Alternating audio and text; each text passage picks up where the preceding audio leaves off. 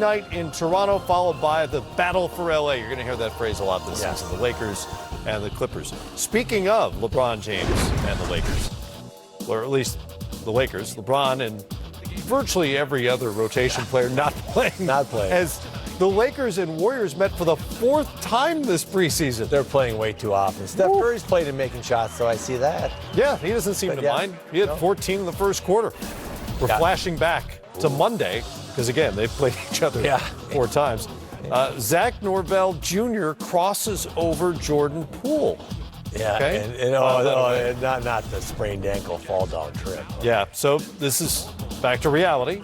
It's Norvell. Oh, no, not again. Got him again. No way. Yep. Oh, yeah. And one. Had insult and a free throat injury. D'Angelo Russell, look at that. Nice cut. How about that teamwork? Yeah, I like Fine Steph. And then Marquise Chris, they're keeping Marquise Chris. He's made this team. Nice pass from Green to Chris over to Steph. Nice ball movement. Curry with 22 at the half. Golden State up by 16. Russell gets it going in the second half. He made some big shots and some tough shots too. A lot of threes, pull-ups, and he's looking pretty comfortable in that offense right now. And as long as there's ball and body movement, if you have a high basketball IQ, you're going to play well. He hit 6 of 11 from three-point range, finished with 29 points on the night. Golden State up by 13. Steph enjoying that and enjoying this. Doesn't need a lot of space. And you need to get up on that pick and roll, big guy. You just can't leave your guard out there alone with Steph Curry coming off that pick. He knocked down 6 threes as well, finished with 32 on the night as the Warriors hit 18 as a team in 46 attempts. So here we are for real now. We're talking about the regular season. These two really interesting teams in the Western Conference. Golden State won 57 games last year. Lakers won 37 games last year. Which team's record will be more radically different by the end of the regular season? I could see those two records just flipping. I could see the Lakers winning 57 and the Warriors 37. I'm concerned about the Warriors just because you can't lose Livingston and Iguodala and KD and Clay, who's hurt for the year. Right. That's 4 of your top 6 players. Boy, you're bringing in a whole new group. Curl do a nice job there. They still have Steph, but they have a lot of new bodies to try to incorporate into a system. So I'm not a believer yet. We'll have to see. I don't think they'll make the playoffs. And obviously with the Lakers, if the duo at the top is healthy, you figure just on talent they're going to win a bunch of games. What do you need to see from them over the course of the regular season? Good defense. I didn't see much good defense out of the Lakers last year, and outside shooting. Because eventually, if you don't play good defense and you can't shoot the ball, the other team's just going to pack it and make you shoot and then score on you at will. So I just think good defense by the Lakers and the ability to make some shots. Kuzma was like a 30% three-point shooter last year. Danny Green's had a really good season, but that kind of reversed a trend for him the previous 2-3 years. He's been up and down a lot, yes. All right, going to be fun. It's the regular season. You're going to hear that a lot. It's happening. All right. More coming up here. The new look Rockets ready to do it for real. Their final preseason outing was entertaining to see. Pull up right there. Tyler Hero had a night. He can shoot. James Harden. But he does a step back. Ooh, sidestep. Sidestep. Whap. Sidestep. And he was just getting warmed up here. 2 guys had 40 in this game. Yeah, 2 guys. which is unbelievable. Yes. Harden with 21 at the half. It might be a clue as to one of the 2 guys. Yeah, good clue. Third quarter, it's more from Harden. He's out there. He's doing his thing. 8 of 16 from three-point range. Heck of a pass. Harden set up Clint Capella running the floor, and then Harden one more time. Whoa, deep. So we know one of the guys got 40. Yeah. His name is James Harden. You may not be able to identify the other guy, but first Westbrook drives, spins, and it's whacked in the right hand, grabs it. Mike D'Antoni said after the game he dislocated, quote, fingers, plural, on the play, and he was done for the night. Westbrook played just under 26 minutes. The other 40-point scorer, Kendrick Nunn. Who? Kendrick Nunn. He had 40? Yep, still yet to make his NBA debut, but 6 of 10 from 3, went for 40. Harden, on the other hand, goes for 44 in nearly 35 minutes worth of work. Wow. It's a preseason game. Yeah. 2 guys went for 40 in a preseason game. They shot lights out from 3, both teams. That was a heck of a game. I mean, Harden, obviously he's ready to go, but if you're Mike D'Antoni, I mean, why is he playing 35 minutes and going for 44? Oh, I think he told Coach D'Antoni, I just want to stay. Yeah, play me a game. Let me see where I'm at. A lot of times late in the preseason as a veteran player, you've coasted a little bit. You really want to push yourself one game to see what do I have for 36, 38 minutes, my normal playing time in the regular season.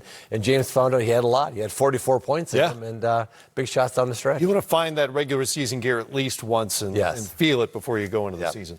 All right, so Westbrook got hurt, but they also didn't play together a ton in this game. At what point in the season do you think you'll have a handle on what this pairing can be for the Rockets? Yeah, it's going to take a little while, I think, and they're good friends, which helps. They played together already in OKC earlier in their careers.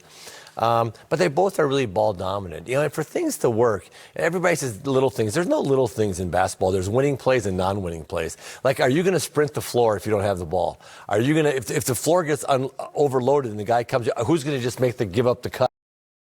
Do much of that. They haven't done that. How many of those guys have just gone and set picks away, just opened up for their teammates? They haven't done a lot of that stuff. And if you want to win, you're going to have to do those things. They're not little things. They're just winning plays. Spacing the court, running, setting screens for others, being accountable defensively. Just all the things that you got to do. And those guys are capable of. Both of them. I know I coach James. James has got a very, very high basketball IQ, and I know Russell Westbrook really knows how to play. Right. But they've got to get into that groove where they're just doing a lot of different things that maybe they've done before. It just can't be your turn, my turn type. Because I saw tonight, James was a plus 25 in 35 minutes, and Russell Westbrook was a minus 1 in 26 minutes. That's a weird Well, again, they've said they're going to stagger their minutes, which you can do in the regular season, and those are two potent units with those guys on the floor. But at some point, they're going to finish games together, and you got to figure that stuff out. Yeah, no question. Yeah, the last 8 minutes of games, they're going to be on the floor together. Right. They've got to find a cohesive way to play. All right, like Miami, the Sixers were unbeaten. See, I'm doing it again. Yeah, building. Yeah, I see that. Building. You see? You feel it? I do. I can feel it. Roll the highlight. As their night began with the Washington Wizards. I was trying to build. I know you are. Builders. I the enthusiasm. The pacing. It's preseason here as well. Yeah, you're getting your rhythm. Bradley Beal. He's got a new deal. You may have heard about that. Oof, big money, too. Big money. 2 years, $72 million. Really, it's a one-year deal with an option on the back end, but it means nobody can pluck him from the Wizards this season because he can't be traded. No. And he's still really good. Yeah, he's going to make a lot of shots. I know that. And he's really played well this last year and taking over. John Wall got hurt, and Beal put on another level for me I didn't know he had. I think Beal, he might wind up top 3 or 4 in the league in scoring on this team. Yeah, and he ended up being a better playmaker than I thought. He ended up being a better overall player when John Wall got hurt than I thought. But right there, the big fella that makes that shot, I just would hope that Joel Embiid doesn't fall in love with the 3. I love him in the post. He's just unguardable down there. Yeah, I wonder if Al Horford's presence will require him to spend more time in the post and less time out on the perimeter. There's Rui Hachimura, the rookie, knocking down the 3. Washington was 16 of 37 from out there. Philly just 7 of 27.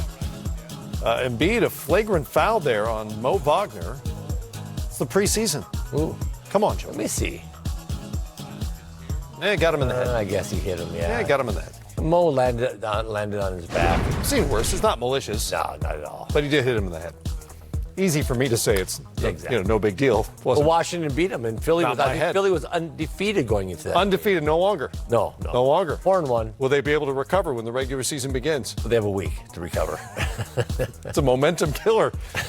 Grizzlies and the Spurs. Ja Morant, the number 2 overall pick in San Antonio, taking on DeMar DeRozan. And the fellas winning his team in NBA history by percentage. The Spurs. Yeah, it's true. I'll tell you what, they're going to find a way to win again. I want to watch this Grizzlies team. I do like some of the younger players, see how they play. But, at the end of the day, Pop will get that San Antonio team in the playoffs, and how far they can go, I don't know. Going to rely on, of course, DeRozan and Aldridge to really play well. But they'll be there. I'm not sure right now that where Memphis' ceiling is. I think that Memphis is at just getting the young guys playing better and finding a rhythm as a team. I think most people believe the ceiling is low. Yes, I know. It's a low ceiling. Low ceiling. Not the kind of house you'd want to move into. No. But they got ducking a lot. They got good young players. And so let's just look at the positives, Matt. I was just going to keep going with the ceiling. I know you were going to have to stop that. There's Ja Morant. Nice cut. From Brandon Clark. You saw Morant find Clark earlier in the highlight. He returns the favor. Yeah, he's interesting because he can, he finds people, he passes. He's a very clever player. I think Memphis got a nice future. Just got to be patient with those young guys. Clark had 11. Patty Mills to Lonnie Walker the fourth. Saw him in Vegas, and he looks great physically and athletically. It's the and one there. San Antonio up by 13. Grayson Allen to Morant on the oop. Ja with 16 points, 6 assists, 5 rebounds. He's got some ups. He's going to fill up the stat sheet. There's no question about that. Does a little bit of everything. But the Spurs get the win 104 to 91. No more ceiling talk. No. I promise. No.